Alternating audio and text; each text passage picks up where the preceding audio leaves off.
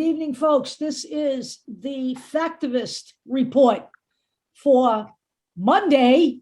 You don't want to, for Monday, the 20th of December. And yes, it was supposed to be Sunday, the 19th, but it wasn't Sunday, the 19th. So here we are. So today we're going to talk a little bit about what's going on with the January 6th Commission, not in great depth, although there is a lot more going on than what we're presenting right now, which we are trying to organize for an additional show. And we're going to talk about some of the people on the right who kind of don't want to be associated with the right anymore, or don't want to certainly work for certain organizations within the right wing entity. So I'm going to turn this over to Dave, and he's going to kick this off. So there's a couple of themes here. The first theme is Fox News tends to talk out of both sides of their mouth. Blow it out there. You have people advising Trump to stop what he's doing on January 6th on one side, and then defending or trying to spin January 6th after the fact. You have a lot of things going on, from the propaganda side of it to the legislative side of trying to overturn or push stuff towards the right. And then you have the just outright batshit crazy military side of it, which is really scary, and really we'll get into it. And someone who I shall not name, but I shall grant his request after we blocked him, said that we do not cover enough conservatives or right-wing people or Republicans. Well, we're going to do more of that than usual. Our point is that when you have Republicans agreeing with the Democrats or agreeing with the January 6th Commission, when you have Mitch McConnell starting to say, hey, maybe we should look at this, saying that the public needs to be informed about it as well. Something is going on. So I'm going to start this off. Because as we all know, the first January 6th Commission was blocked by the GOP in the Senate, and McConnell was part of that. So he is starting to, I don't want to say come around yet until I see that in full bloom, but I was kind of surprised by his statement that the public needs to know what's going on with the January 6th Commission and what they're uncovering. My honest hope is that more center of the road at this point, Republicans like McConnell or McCarthy or any of those guys actually support the January 6th Commission and whatever's going on. You won't see that. You won't see McCarthy supporting that. I think you'll see McConnell support it. I think McCarthy is fully and totally owned by Donald Trump. Yeah. I think he's never coming around. I think he is not holding his own people accountable to the stuff they're saying in the House and the Senate. I don't see him. I think actually McConnell has been riding the middle as well up until this point. Yeah, but that's what I'm saying. If McConnell does it, who knows? You're going to see that kind of I don't think you're going to see. You're not going to see that kind of a shift in McCarthy. I don't think so. You know what? If it happens, then I'll say I'm surprised. But I don't think you're going to see that. Maybe some of the females, maybe Susan Collins or whoever. Maybe. I'm actually surprised. There's a couple of people I'm actually surprised that we haven't heard from. Murkowski. Right. Although she's embroiled in a battle for Alaska, although I hear that the person that Trump installed to go against her is crashing and burning already. So that can only mean good things, because anybody that he endorses is a dog. So anyway, go ahead. I understand that we have covered Fox News ad nauseum, and we have talked about Tucker Carlson ad nauseum, but we're going to talk about Tucker fucker Carlson a little bit more, because he has a new documentary out. And next week, and we're going to be talking about it a little bit more at the end, we are going to be covering one of the right-wing talking points, which is the child trafficking of in America and across whatever, and how prevalent it is, and the Hollywood cabal and blah, blah, blah, Pizzagate and all of that. And where that came from. Yeah, and where it came from, and debunk a lot of it, and really get into it and talk about the reality of it. It exists, but it's not what the right is presenting. Right. And the reason I'm bringing that up is because we have Tucker Carlson stirring up hatred of America. His new documentary designed to sow mistrust of the country's most important institutions. Imagine that. Yeah, what else is new? Just like his mentor, Donald Trump. Right. So, and this is an article by Ann Applebaum, who is a staff writer at The Atlantic. She's a fellow at the SNF Agora Institute at Johns Hopkins, and author of Twilight of a Democracy, Seductive Lure of Authoritarianism. So, yep. We go into it a little bit, talking about swirling scenes of violence, explosions in Baghdad, ISIS operatives slitting the throat of an infidel, the chaos around a U.S. Capitol on January 6th. You see jarring images of blood and brutality. You hear the grating sound of screaming. You feel the rush of fear and rage. But then a calm, sympathetic man steps forward, dressed in a button-down shirt. He explains it all. He connects the disconnected images. He makes sense of the disturbing noises. He puts everything you have just witnessed into a single narrative. These stories are confusing, he says, because they've been staged or manipulated. None of them has ever been what they seem. And by the way, this is Tucker Carlson. Underlying then is it, however, is a deeper truth. Good people, honest people, true Americans, patriots, people just like you are being cheated. Sinister forces inside the American government arrange all this bad imagery in order to oppress you, to remove you, to eliminate you. So.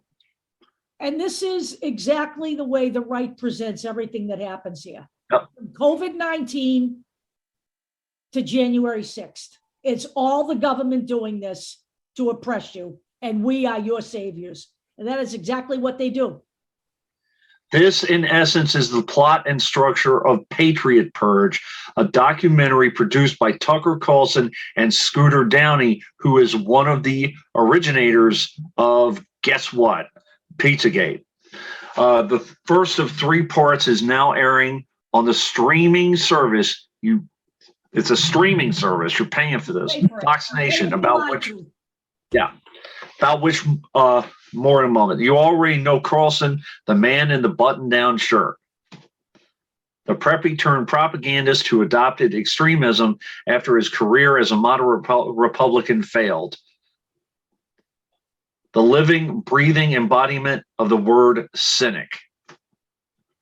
So Downey, a less familiar figure, is the director of previous documentaries, including Hoaxed, an apologia for the Pizzagate conspiracy theorist Mike Cernovich, who I haven't heard his name in a while, and other Dinsians of the online alt-right. Hoaxed was designed to provoke feelings of danger, anger, and mistrust around the media.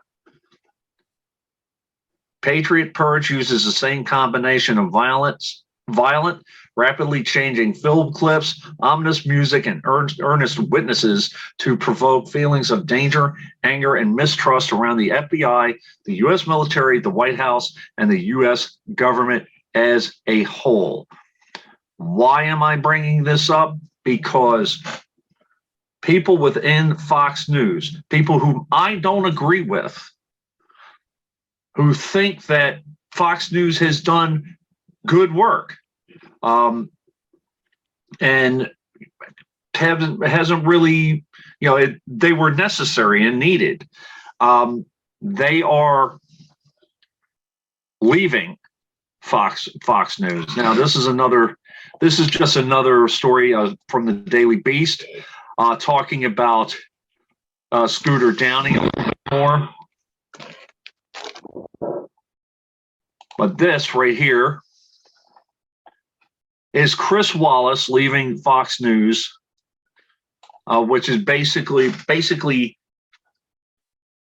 just completely leaves Fox News open for the right wing.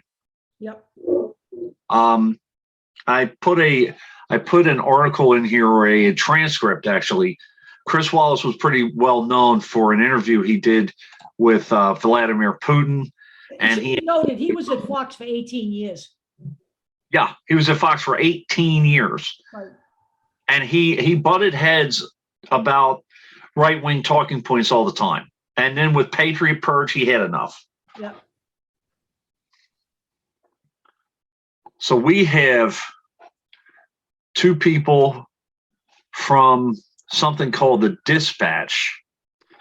Now, this is kind of the storyline with these guys. So Manchin is the Democrats' secret Santa. Build Back Better, on hold for the time being, would have been a net loser for Democrats nationally. Yeah, well. Now, I don't agree with that, but we're not going to get into that because these guys are right-wingers, but. They are right-wingers. That's my point, that they are not, they are not left. They're from the right. But they also left Fox News, and they give a reason. So Steve Hayes and Jonah Goldberg. This was November 22nd. We joined Fox News as contributors in early 2009. Combined, that's more than 20 years of experience, relationships, and friendships. For most of that time, we were proud to be associated with the network, if not necessarily with every program, opinion, or scandal that aroused controversy. We believe sincerely that the country needed Fox News. Whether you call it liberal media bias or simply a form of groupthink around certain narratives, having a news network that brought different assumptions and asked different questions while still providing real reporting and insightful conservative analysis and opinion was good for the country and journalism. Theoretically speaking, that's true if what they presented were facts. Right. I admire them for leaving, but I have never seen Fox as being right. A legitimate news source. And by the way, I do understand that Fox is probably the only real conservative entity in that category on television news. But let me just say this. They own every internet media outlet, the right wing, and they own every website at this point. They own every social media site. They are everywhere. I mean, I can't even, aside from the radio station, I don't even function on Minds and Me. They are totally right wing now. Everything about them.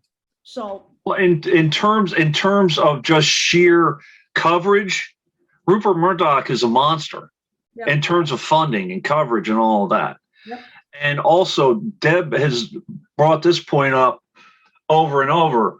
As she just said, Fox News doesn't really have any competition. Yes, there's OAN, and yes, there's Newsmax, but they're not really competition. They don't split the viewership. Right. You have. And by the way, I understand when people say that Fox News is watched by more people. than any other news, including Right. CNN and MSNBC. Well, that's because the people on that side of the coin have more to choose from than the Right. people on the right. I mean, Fox is it on television.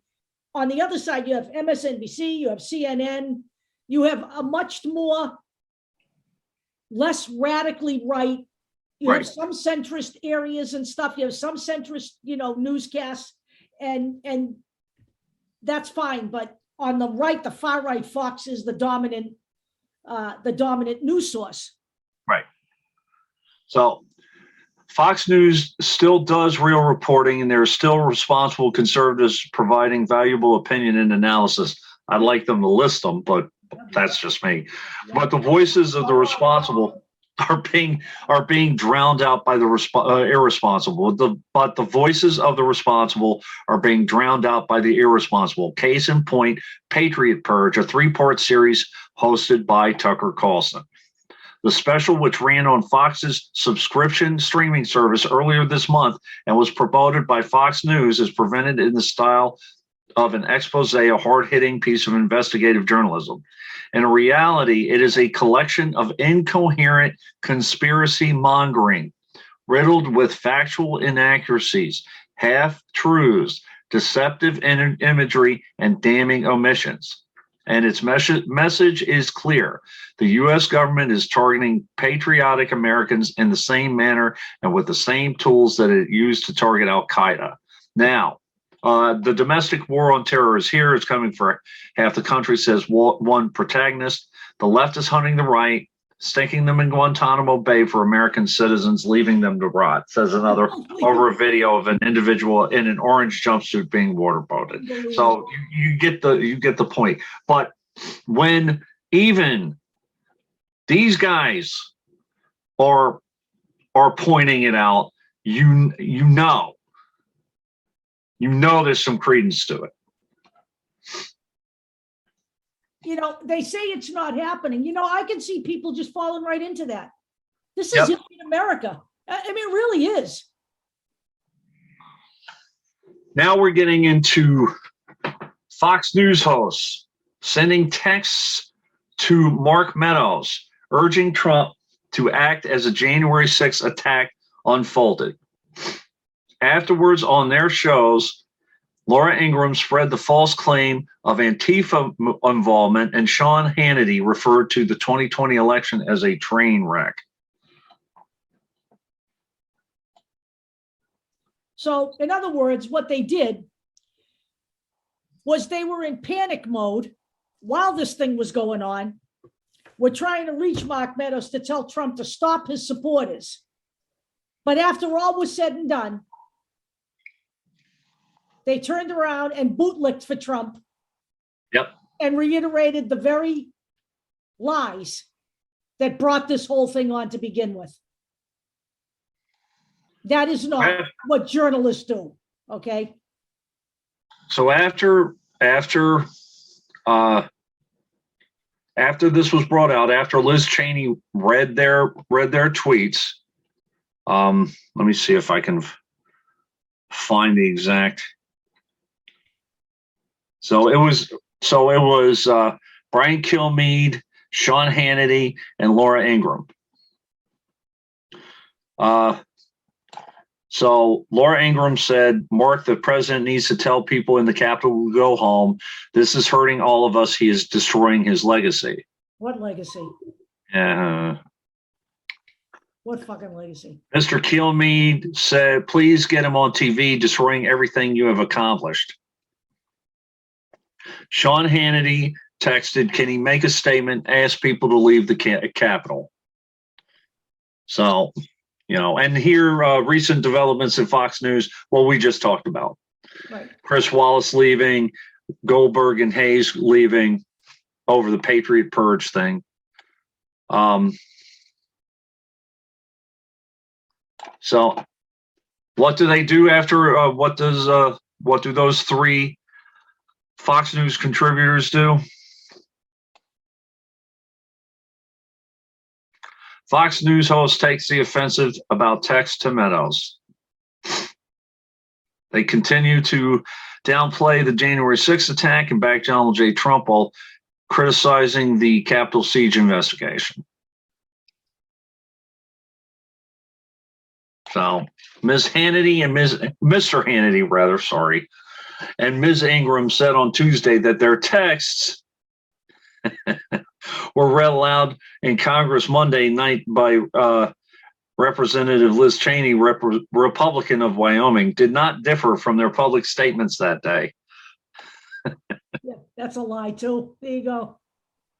The two said that in their view, the pro-Trump siege on January 6th, in which rioters breached and entered the Capitol building, police officers were injured, millions of dollars of damage was done, and one rioter was fatally shot, was similar to previous instances of civil unrest. Here we go. Adding they had been overblown by other media news outlets. Their own statements continued their strong defense of Mr. Trump 11 months after his attempt to subvert the election and his encouragement of the mob that carried out the violence. And by the way, this is a multi-pronged attack. Right. That this investigation is showing that it's not just one side of this whole thing. Right. And by the way, this is not similar to anything that has ever happened on the streets before from the left. None of this. Okay? None of it. Nobody on the left ever broke into the Capitol building, beat policemen, went in there with zip ties to kidnap people and do harm to them. None of this has ever been done before. It has been pointed out that this has not happened before in history. So let's not, listen to the three blind mice here. So these two reporters that wrote this story, I appreciate them being able to get this quote from Anne-Marie Lipinski, a former editor-in-chief of the Chicago Tribune, runs the Neiman Foundation for Journalism at Harvard, said that the Fox News host had violated journalistic norms and sending advice to a White House official as news was unfolding. So this is her quote. For there to be an ongoing live violent riot playing out at the Capitol during which anchors are communicating their preferences about what the president should do with the president's staff is inappropriate and in the least and highly unethical by my lights, Ms. Lipinski said. Yep. So no legitimate journalist does that. None. Right. So this was from a story by Jim Windolf and John Colbin, December 15th, 2021. Now, we just said what, Laura Ingraham was talking about Antifa and all that, but this is a story. Newsweek is very schizophrenic lately when it comes to their coverage. And pardon me, I still have a head cold, so you're going to see me squeezing my nose. Let's see here. So we have Fox News host Laura Ingraham sent a text message to then White House Chief of Staff Mark Meadows on January 6th, urging then President Donald Trump to tell people at the U.S. Capitol to go home. And by the way, this story, I believe this was, this is some Darag Roche. Oh, okay, this is somebody else. That's the second story. Okay. So on the same day that she sent that text, Ingraham appeared on Fox News and promoted suggestions that members of Antifa were involved in the storming of the Capitol building, citing a now corrected article from the Washington Times. Which is another dog outlet as well. Let's just call that for what it is. So there are some reporters, some on the conservative side. I don't know if I would call them necessarily right wing, but they're on the leaning right. One is Jennifer Rubin, who works for the Washington Post. She writes opinion pieces covering politics, foreign policy, foreign and domestic. She was in the conservative, provides insight into the conservative movement, the Republican Democratic parties, and threats to Western democracies. So she was in labor law for 20 years, and she wrote a book called The Resistance: How Women Save Democracy. And by the way, she also contributes to MSNBC. So like real outlets, they have contributors from the other side of the aisle as well. I mean, that's part of the gig. Yep. She does, and I don't see many people from the right really doing this. Chat with Jennifer Rubin about her columns, politics, policy, and more. So she's been there for a while too, I think. Yep. So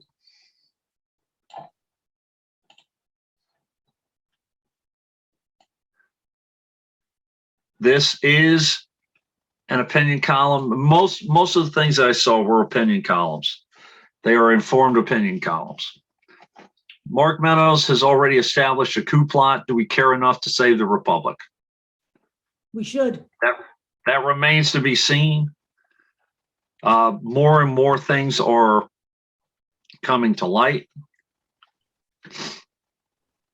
Multiple pieces of evidence have emerged pointing to a deliberate effort to overthrow our democracy, including a 36-page PowerPoint put in January the 5th. You know,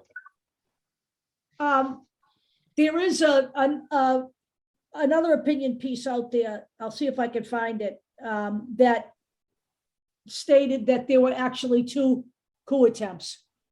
That the first coup attempt was the 36-page PowerPoint and the memos from John Eastman outlining how to do it through Mike Pence. Yeah. And when that did not work, the second coup happened at the Capitol. I can see that. I can see that totally. And we're gonna get to that. And we're also, and at the end of this presentation, you have to understand that this is an ongoing thing. Yep. The right is not going to stop. The 149 legislators in the GOP that voted to overturn a legitimate election are still serving. They are there. It's not just Madison Cawthorn, Lauren Boebert, Marjorie Taylor Greene, Josh Hawley. There are 149 out of 212. So what Deb just mentioned, start with the two memos from John Eastman, President Donald Trump's lawyer, who sketched out a plan for Vice President Mike Pence to block Joe Biden from assuming the presidency. After making false accusations of election fraud, Eastman suggested Pence could simply refuse to accept electoral college votes when Congress met on January 6th to certify the results, making Trump the winner or throwing it to the House, where Republicans on a unit vote, one per each state delegations, might have crowned Trump president. Two additional memos from the Trump campaign counsel, Jenna Ellis, one on December 31st and one on January 5th, have also surfaced. Politico reports in the January 5th memo, Ellis argued that key provisions of the Electoral Count Act limiting Pence's authority to affirm or reject certain electors were likely unconstitutional. She concluded that Pence, while presiding over lawmakers' counting of electors, should simply halt the process when their alphabetical proceeding reached Arizona. This, of course, would be patently illegal.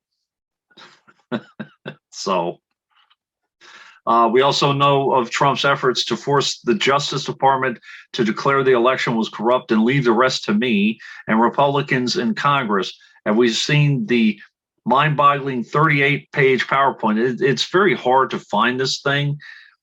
When I click on it, it's going to go to another story. All right. It's going to go to that Guardian story. And there's no from that story, because I've tried. There's no link. Well, I'm going to just tell you right now, while this commission is in the middle of this thing with Mark Meadows, they're not going to release all this stuff yet. They're Correct. not done with him yet.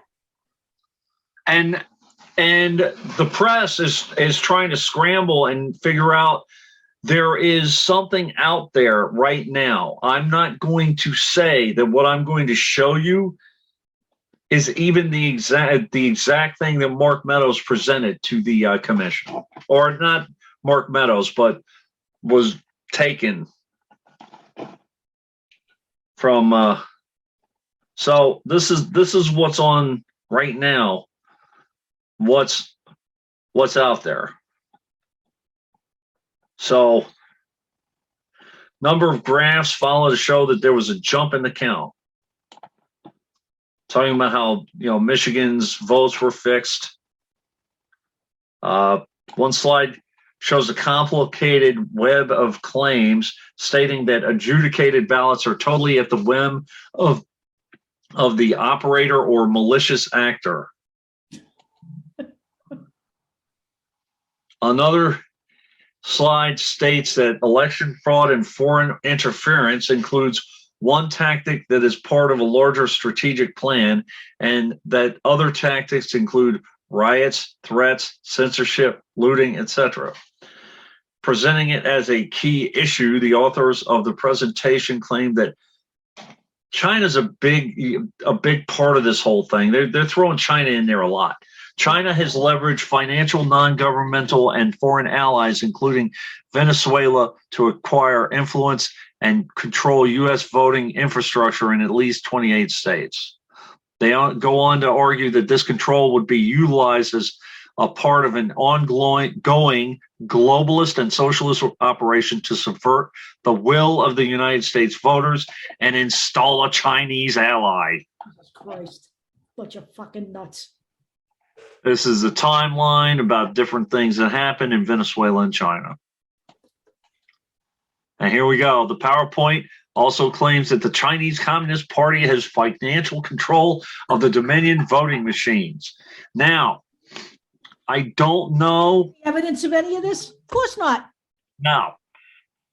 I don't know where all of them. Remember with TikTok and Huawei and all these companies and all these tech companies, I don't know if they're going to, and if anyone remembers anybody working for the Postal Service, I believe it was in 2014, there were claims of Chinese hacking of postal employees' information.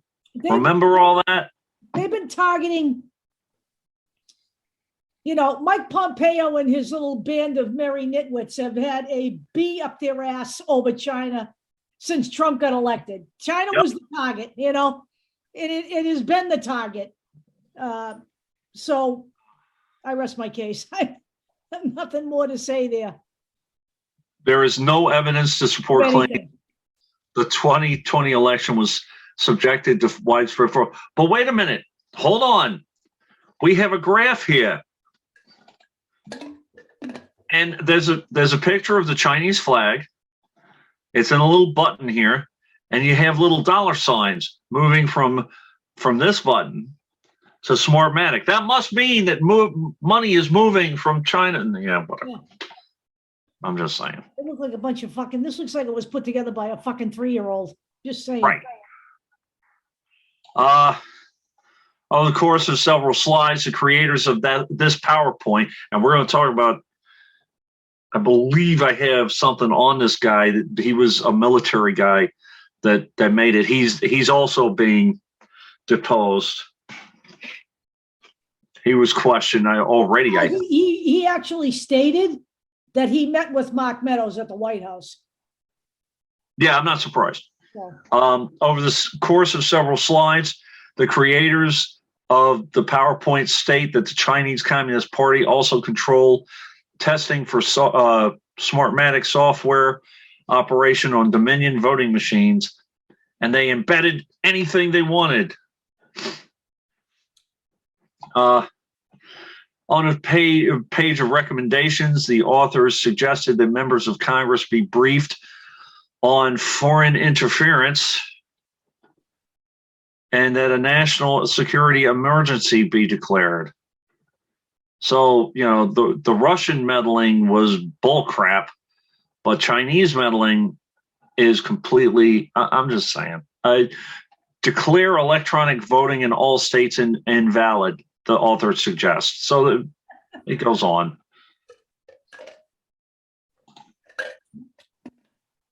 This was just an example of Jennifer Rubin's writing. She does lean to the right, so distinguish Paul of the Week, what Democrats can learn from Liz Cheney. And I just have to say, yeah, I don't agree with Liz Cheney on a lot of political issues, but right now, this woman is putting her career on the line. Yep. Now, I believe, I don't know who it's going to be, but I believe more and more Republicans are going to switch or make a turn away from Trump just for the survival of the party and the survival of their job. And why do I think that? Because of this happening. Mitch McConnell legitimizing the January 6th committee. Now they ask why, they don't really have an answer yet, but well, because with Mitch McConnell, there's going to be an ulterior motive somewhere. Honestly. Oh yeah, of course. But I mean, I would think that because he sees the writing on the wall. He's been playing both ends against the middle, right, for a while. Right. McConnell raised some eyebrows when he responded, I do think we're all watching, as you are, what is unfolding on the House side, and it will be interesting to reveal all of the participants who are involved. Yep. So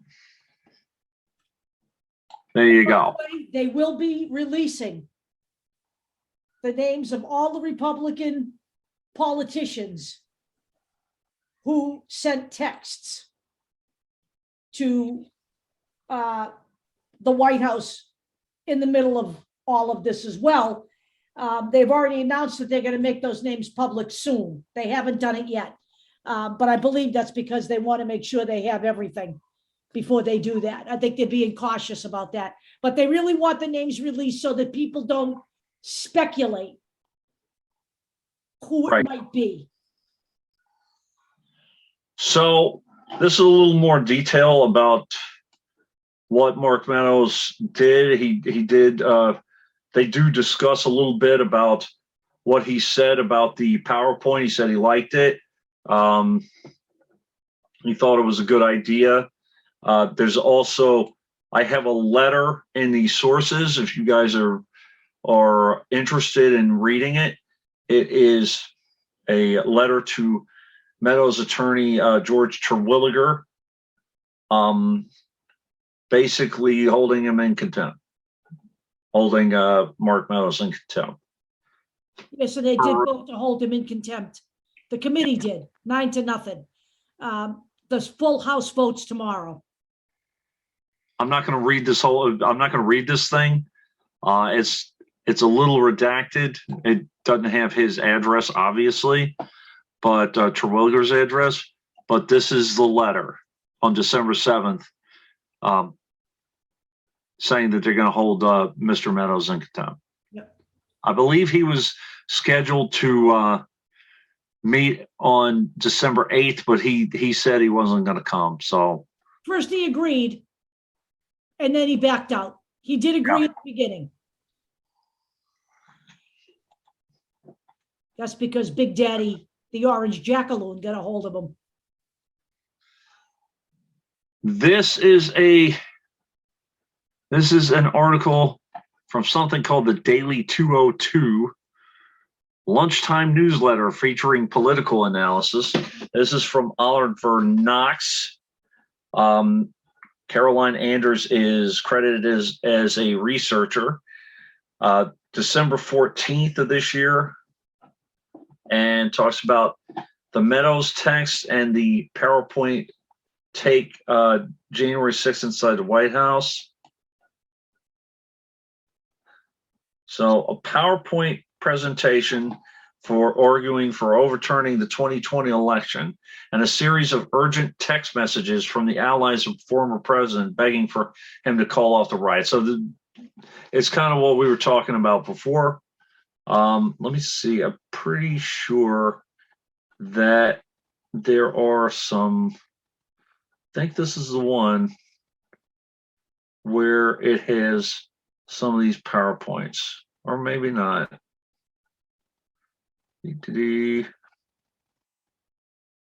No. Nope. Okay. Maybe it's this one. Yep. So here you go. So this is a couple of them, and I wanted to bring this up because now you're bringing in kind of governmental interference. Yep. Legal and legislative. Brief senators and congressmen on foreign interference. Declare national security emergency. Foreign influence and control of electronic voting systems. Declare all electronic voting in all states invalid. Legal and genuine paper ballots or constitutional remedy delegated to Congress.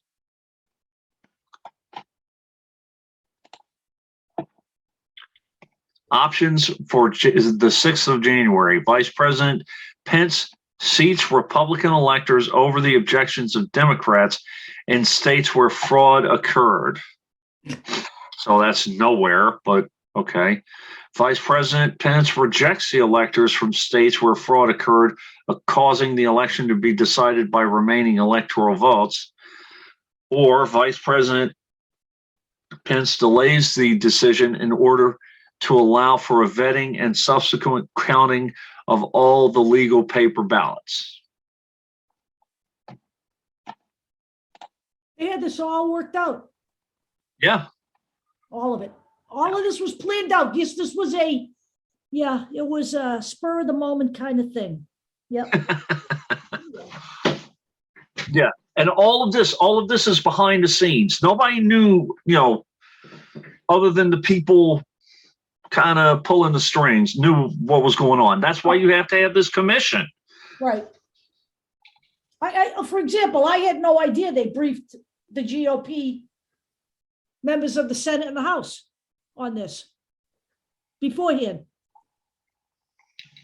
They're all fucking complicit in my book. So I believe we've talked about someone. Her name is Fiona Hill. She worked in the Trump administration. She considers herself not Republican or Democrat. She just worked for the presidency because she felt it was her duty to do so. Fiona Hill is a senior fellow in the Center on the United States and Europe in the Foreign Policy Program at Brookings Institute. She recently served as Deputy Assistant to the President and Senior Director for European and Russian Affairs on the National Security Council, I call it the NSC, from 2017 to 2019. From 2006 to 2009, she served as National Intelligence Officer for Russia and Eurasia at the National Intelligence Council. She's co-author of Mr. Putin, Operative in the Kremlin. So why do I bring her up? Who else to kind of shine light on what Trump is really like than someone inside his administration?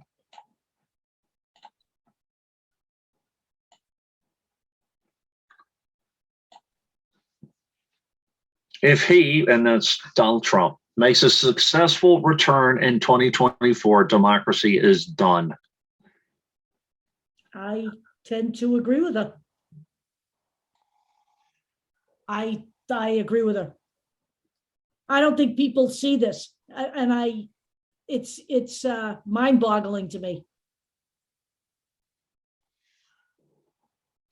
So Fiona Hill was introduced to most Americans through her testimony in President Donald Trump's impeachment hearings in late 2019. A former National Security Council official, that day she delivered a personal story of growing up in a working class mining town in northeastern England and immigrating to the United States, all delivered in an accent that many Americans couldn't quite place, but would have marked her for class discrimination in her native country. In her book, There Is Nothing for You Here, Finding Opportunity in the 21st Century, her new book, it briefly touches on her White House experience and mostly focuses on the personal story so many found compelling in her testimony. So Representative Jack Spire asked Hill to confirm a story from her childhood during the question and answer portion that a classmate had set her pigtails on fire when she was 11, and Hill had extinguished the blade and completed a test. It was true. Still, there was enough space for a few revealing West Wing anecdotes, such as when former President mistook her for a secretary, and then Chief of Staff Priebus referred to her as the Russia bitch. In response to the book, Trump emailed an angry statement to supporters this week, calling her a deep state stiff with a nice accent.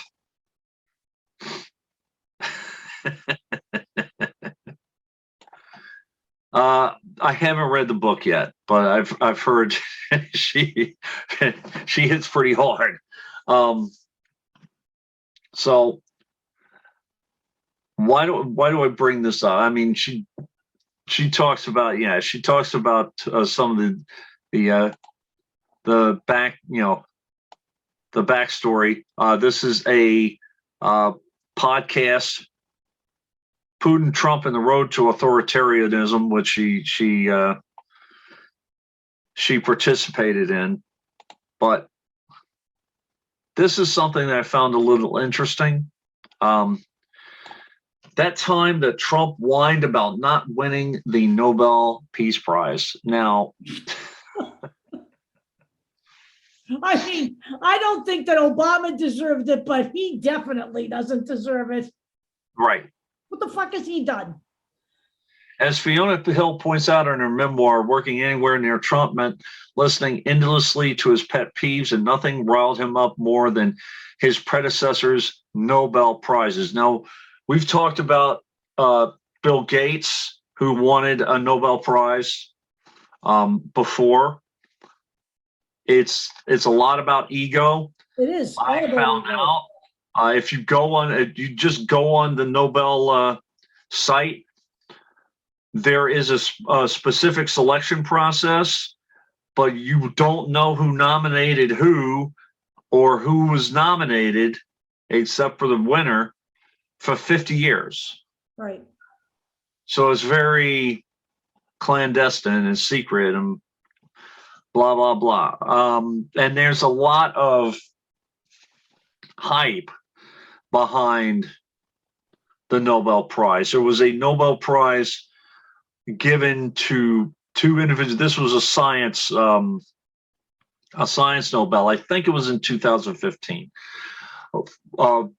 For two scientists who worked on ivermectin for the purpose of what ivermectin was designed for. So a little story. An anti-parasitic for livestock. Yes. Okay. So period.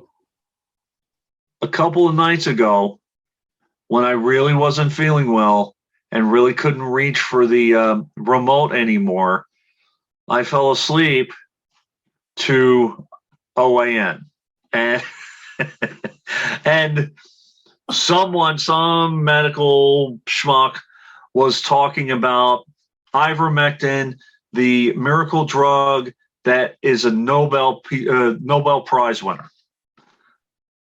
That's a miracle drug for COVID. Yeah, that's not true. I'm just saying. It did not win a Nobel Prize for COVID, okay? Or for any human application for that matter. Right.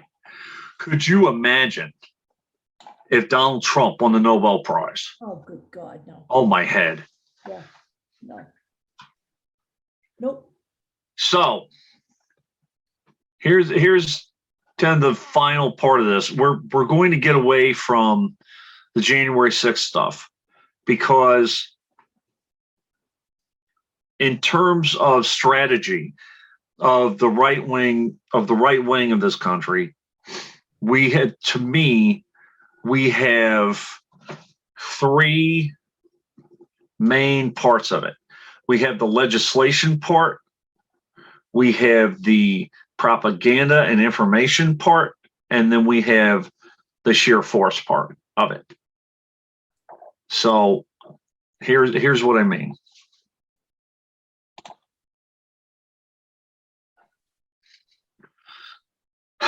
Deb's favorite governor, DeSantis, proposes legislation to let parents sue teachers who tell the truth about U.S. history.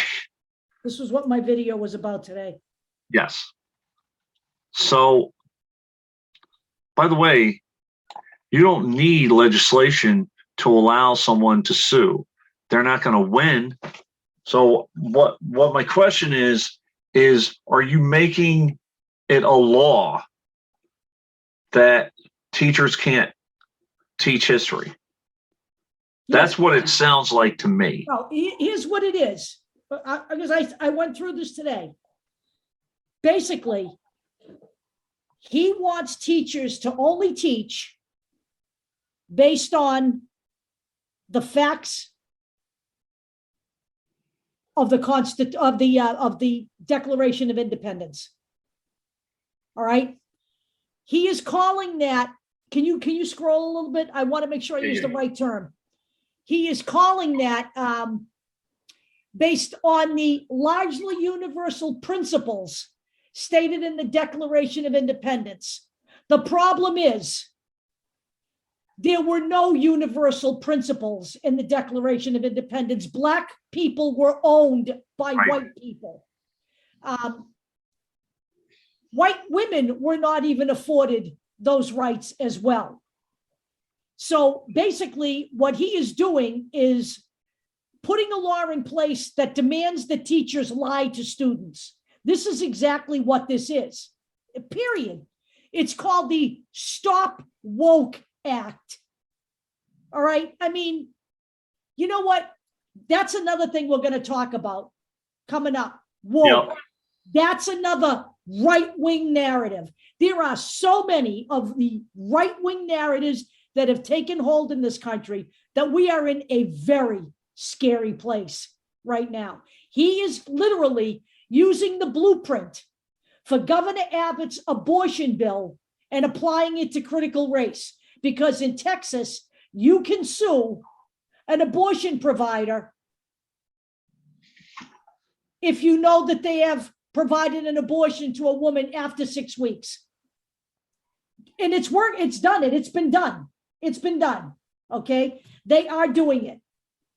So he's using the same principle here. And the person, if they are found, if it finds in favor of the person suing, then that person, that teacher, is going to have to pay the legal fees for the person that sued them.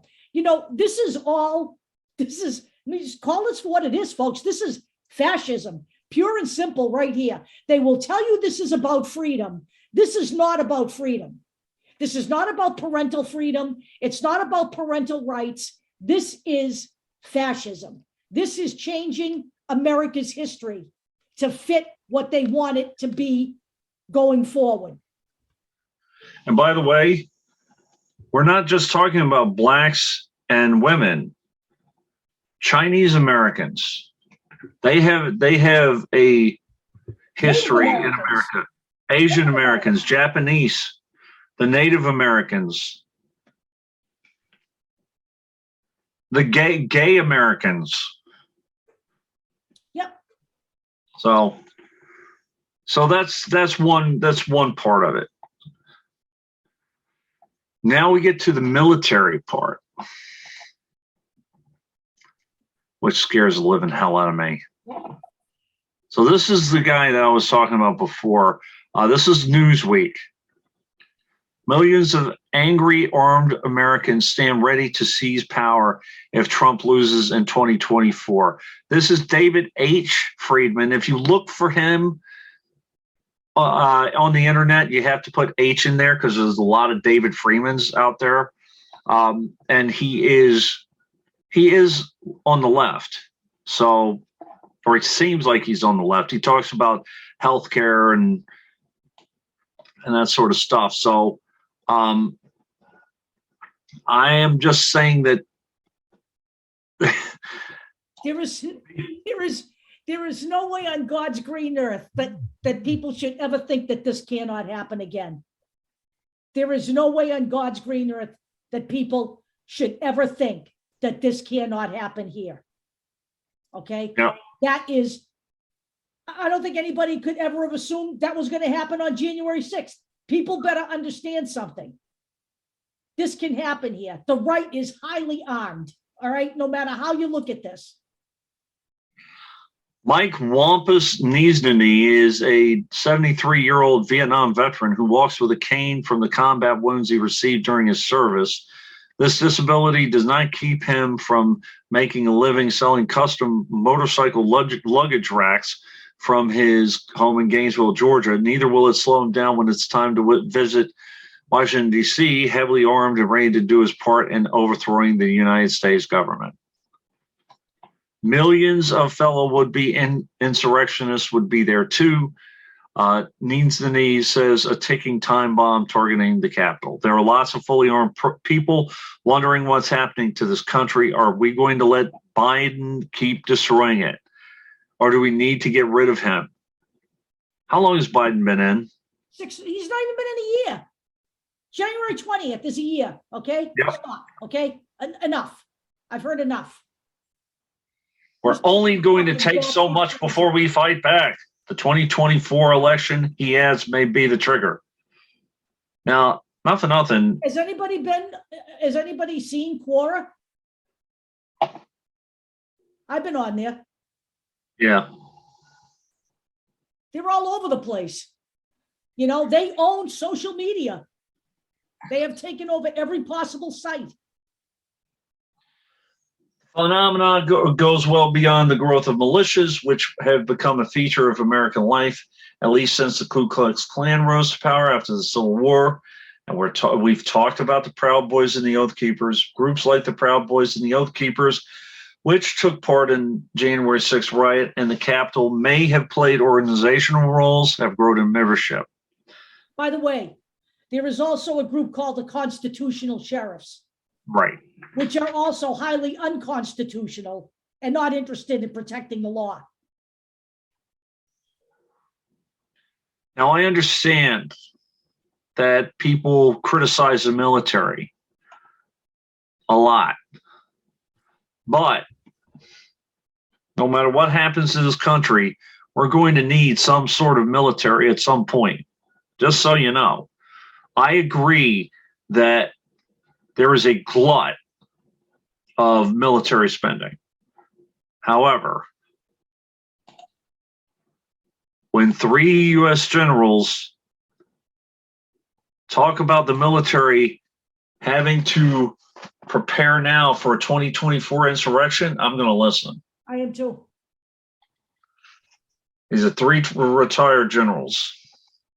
I mean, you know, look at, we were guilty of this too. We talk about, we need to get rid of the system. We need to overthrow the system. We need to do this. We need a new system. Well, if you're going to throw away this system, you damn well better have one in place to take it over. You're going to have 335 million total lunatics in this country. It just doesn't work that way. It's just not, let's make it go away and we'll make it better as we go along. Okay? It's not a logical thought process. I'm sorry I ever mentioned direct democracy. I will never do that again in my lifetime. I promise you. I don't think we're capable of that. I really do think that we are in grave danger, because if the right takes over here with weapons, we are, pardon my language, fucked beyond belief. So these three generals are retired generals, rather, are Paul Eaton, Antonio M. Taguba, and Stephen M. Anderson. Paul Eaton, retired U.S. Army Major General and a senior advisor to vote vets. Antonio Taguba is a retired Army Major General with 34 years of active duty service, and Stephen M. Anderson is a retired Brigadier General who served in the U.S. Army for 31 years. So, by the way, just so you know, they are planning an anniversary service for January 6th, and that's largely so that people understand has not gone away. So it doesn't fade from the American consciousness. So, as we approach the first anniversary of the deadly insurrection at the U.S. Capitol, we, all of us former senior military officials, are increasingly concerned about the aftermath of the 2024 presidential election and potential for lethal chaos inside our military, which would put all Americans at severe risk. In short, we are chilled to our bones at the thought of a coup succeeding next time. One of our military strengths is that it draws from our diverse population. It is a collection of individuals with different beliefs and backgrounds, but without constant maintenance, the potential for a military breakdown mirroring societal or political breakdown is very real. So what I will, let me go a little further, actually. The signs of potential turmoil in our armed forces are there. On January 6th, a disturbing number of veterans and active duty members of the military took part in the attack on the Capitol. More than 1 in 10 of those charged in the attacks had a service record, which lends me to here. Shocking new analysis reveals the extensive military experience of Capitol insurrectionists. So these guys knew what they were doing. So everybody knows. Yep. Now, the final clip I wanted to show, or thing I wanted to show, is part of the propaganda piece. And Deb and I have been talking about this, and she feels that it's something we really, really have to talk about. We do. And while you are cleaning up your wrapping paper and, putting your kids to bed and all of that stuff, we're going to be talking about child trafficking and the talking point, the right-wing talking point of child trafficking. Now, it's not as bad as everybody says, and it's not what was presented. One of the things that was presented that is not true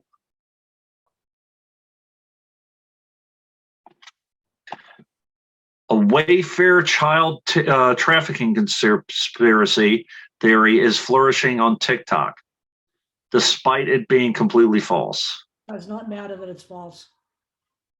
I'm not kidding you. These people are, it's amazing. I mean, somebody literally took a Wayfair ad that showed drawings of cabinets on it. I buy from Wayfair. In fact, I just ordered a mattress for my kid for Christmas from Wayfair. Okay. My living room furniture is from Wayfair. Okay. Somebody literally focused on an ad that showed all of these cabinets, and some of these cabinets were had girls' names because they have different collections, and that's how they name furniture sometimes. And stated that, wow, these cabinets all look the same. They must be trafficking children. That's why they're named after girls. You know, these people are absolutely fucking loony to fall into that. I mean, there is, now, does sex trafficking happen in America? It does. But there are not 300,000 children being trafficked every year, okay? In fact, the statistics show that most of the missing children are runaways. So let me explain something to you. The reason I feel very strongly that this needs to be exposed in its entirety is that this, in my opinion, started before the 2016 election and was instrumental in turning everybody against the Democrats. They pulled people's names out of Hollywood with no evidence. Tom Hanks, Ellen DeGeneres, Oprah Winfrey. Oprah Winfrey's being arrested right now as we speak. You know, it's unbelievable. It really is. And this shit took hold. And this stuff is damaging. This is damaging. It's one thing when it's based in fact. It's an entirely different story when it's just nothing more than a pack of lies. And can I actually add one thing, Deb? Yeah. I've noticed that the people, these right-wingers that are really hardcore into the conspiracies about save the children, save the children. I've even seen right-wingers go out on the street with save the children signs. Like they genuinely think that they're saving the children by believing these conspiracies. But then these are the same fucking conservatives that will throw their children out of the house if they're not exactly how they want them to be. If they want them to have straight children, they'll kick them out. Or if they don't believe in their Christian God, they'll kick them out. Yep. And then they're like, oh, we'll save the children. Right. I don't believe that. Yep. I don't believe that they really want to save the children because they're not saving their own children. Right. I believe there's actually some information behind the group Save the Children, which I'll get into. Also, something that you've alluded to, I believe that child abuse is a much more pervasive problem. Yep. I think, and it has been drowned out by these kinds of conspiracy, Pizzagate and Wayfair. Late last week when Wayfair started trending on Twitter, and I'm not sure when was this article. This is 2020. So this shit started. People are attracted to misinformation and mysteries because it's something they can keep them busy without actually having to do any work or face any hard facts. Right. Or provide. So they're like so attracted to it. That's why they're attracted to stuff like Q, because it's something to say, well, I don't know. Yep. No. Yep. Who knows? Yep. It doesn't involve any critical thought. The same thing with I've watched this documentary. Madeleine McCann, who was disappeared. She's now 15 years she's been missing. I watched that whole documentary, and there was all of this. They had two really badly done drawings of potential perpetrators, and somebody just decided it was Tony and John Podesta. They were in Portugal at the time, wherever the fuck these people were on vacation. Well, actually, they weren't, and now the thought process on Madeleine McCann, as much as her parents are still hoping that she's alive somewhere, they now have somebody actually in prison in Germany who's a sexual predator who was in that area, had already been arrested for doing something similar. But the German authorities believe that this is the person that abducted Madeleine McCann and that she has been dead for a very long time. He would have just done what he wanted to do to her and then killed her. She was not trafficked. They do not believe she was trafficked. Now we'll get into some of the Pizzagate stuff too. Deb and I were talking about it. She mentioned that someone was wearing a I Love L'Enfant shirt. It was L'Enfant Cafe. It Right. wasn't It was children. for a restaurant. It wasn't, I love children because I'm a pedophile. Okay. And by the way, Comet Pizza, I went to Comet Pizza. There are no tunnels in the basement. There are ping pong tables. But again, as it turns out, and we looked at this tonight, we'll go into it in detail next week. I don't want to reveal too much, but there's a picture of Barack Obama playing ping pong. And people are saying that this was shot at Comet Pizza. Now, I know what the basement looks like at Comet Pizza, and I know where the ping pong tables were. Okay. The picture that they're talking about with Obama was actually in a hall of the White House. It was a picture on a wall that somebody took a picture of and posted it and saying it was at Comet Pizza. It's so obvious that it's inside the White House. It's ridiculous, but that doesn't stop people from believing that it was Comet Pizza. Right. So I'll finish with this. The whole Wayfair thing. This alluded to a conspiracy theory which began on Reddit's conspiracy subreddit, according to NBC News's Ben Collins, speculating that Wayfair was covertly using its cabinets, and I remember all of this, as shipping containers for a secret child trafficking ring. The evidence for this theory were the prices of $12,699.99 and $14,499.99 for some of its cabinets, combined with the names of these cabinets such as Yuritsa, Leva, and Samaya, which proponents of the theory speculated were names of victims. What came to be known as Wayfair Gate quickly took hold among conspiracy theorists, many of whom were QAnon supporters, due in large part to its resemblance of Pizzagate. And if you remember, going back to the very first slide that I showed you today, the co-producer of that Purge documentary was one of the founders of that theory. Right. So, and by the way, I do want to do a piece on QAnon, but I want to wait to see if more information, more solid information, identifying exactly where QAnon is coming from. We have some ideas, but I want more information about it before I talk about it in depth. Other than you may never know. This is the thing. We may not. You may never know exactly who it is, because these people, I will tell you, are not operating in the United States. That much we do know. They are operating in a country, and I think it's probably the Philippines, where there is absolutely no regulation on anything electronic. Good Lord. See, this is how this all starts. Missing from Columbus, Samia Moonin. Oh, that's why they named their cabinet that. I mean, seriously. I just can't. Okay.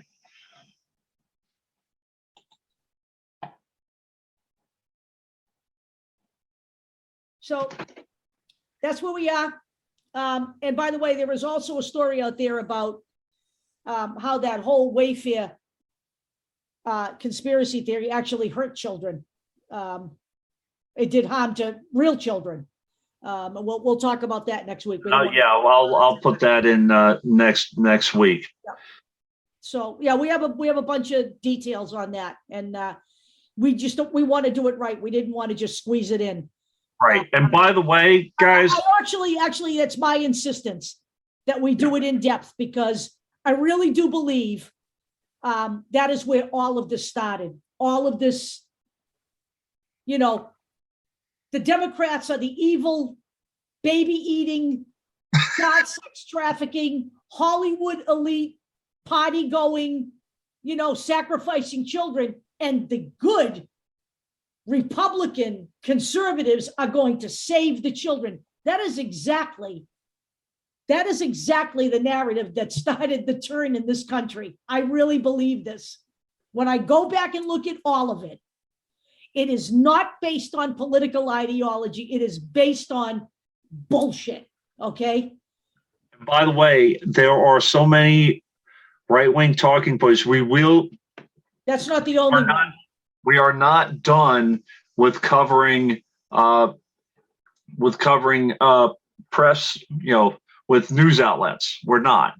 But right this second, we're taking a little detour for a little bit to talk about right-wing talking points. There was one talking point I wanted to cover one week, but I got COVID, and that is cancel culture. So that's another talking point. Yeah. That whole cancel culture, that whole term came from the right. That whole term came from the right. And, it was interesting because I happened to be, making a list of what I believe are right-wing talking points. And I'm floating around on Twitter and I see a post from somebody that says, I'm really beginning to think that cancel culture is a right-wing talking point designed to keep accountability from those committing egregious acts. And I agree. I mean, basically this guy was saying Louis C.K. has abused so many women that he gets confused when he apologizes about which women he's talking about. But Louis C.K. is back in the road making a lot of money as a stand-up comedian. I think cancel culture is a way to keep those people insulated. I really do. And what's her name there? J.K. Rowling's another one. She's another one. So, we'll get into all of that cancel culture nonsense. Well, Bill Cosby. I heard that Bill Cosby was a victim of cancel culture, really. Yeah, exactly. So cancel culture if women are getting abused. That's the way that works. So that's it, gang. That's where we are for this week. We'll close it out here, and I will make sure that this video gets up before I have to go to the retail slave capital of the East Coast tomorrow. Thanks, Deb and Dave. Okay. I'm going to close down this, what do you want to call it? Recording. Hold on.